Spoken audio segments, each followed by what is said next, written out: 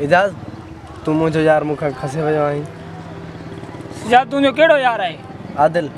अच्छा उन तो के करी तस्लीम कयो? वो मांखे तस्लीम करे या न करे पर मां तो उनके पसंद कंदो आया ना। तू पसंद करी तुझे पसंद करण सा बस वो तुझो थियो। अगर मां तो चवा तो हाथ तो के बधा तो मुझे यार जी जान छाड़। बस तुझे हाथ बधण सा मां पंहिंजी दोस्ती खत्म करे छड़िया। मां जो को पंहिंजो नातो खत्म करे छड़िया। ये तो ना है ना। केड़े किस्म जी तू दोस्त आई? पर कंहिंजी दिल दुखाइण में खुदा नाराज थींदो थी। सिजाद जेकॾहिं खुदा नाराज़ थियो न त पोइ उनखे परचाए वठंदासीं।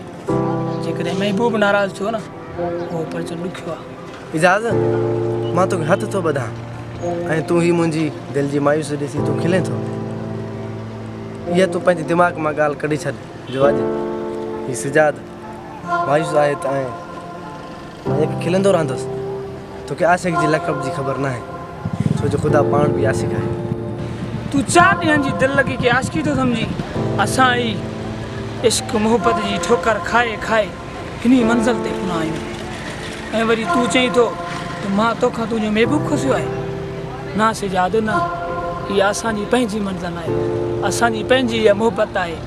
इजाज़ दिलि लॻी 4 ॾींहंनि जी हुजे या हिकिड़े पल जी हुजे पर तूं एतिरो सचो आशिक़ आहीं त तूं पंहिंजो महबूब को नओ कर ऐं परायनि महबूबनि ते धाड़ो हणणु सुठी ॻाल्हि न थी। तुंहिंजी उन महबूब ते कहिड़ी मोहर लॻल आहे जो मां ॾिसी करे मुंहुं मोड़ियां? पंहिंजा थींदा आहिनि एहसास सां, क़ुर्बानियुनि सां, चवण सां पंहिंजा न आहिनि थींदा। दिलि लॻी खां वधीक ॿी का मोहर आहे छा? बाक़ी तूं क़ुर्बानी जी ॻाल्हि करें थो। जिगर मां खून कढी प्यार ना महबूबनि खे को बि विसारे वेंदा नहीं। पर मां पंहिंजी आशिक़ी हैसियत सां तोखे चवां थो त मुंहिंजे महबूब जी जान छॾ। सिजाद त बि पंहिंजी दिलि खे वञी रदी जी टोकरी बणाए जेका महबूब खे मोहबत में क़ैद ई न करे सघे। रदी जी टोकरी जी ॻाल्हि करें थो। मुंहिंजी दिलि त दर्दनि जी टोकरी आहे जंहिंमें महबूब जा दर्द शामिल आहिनि।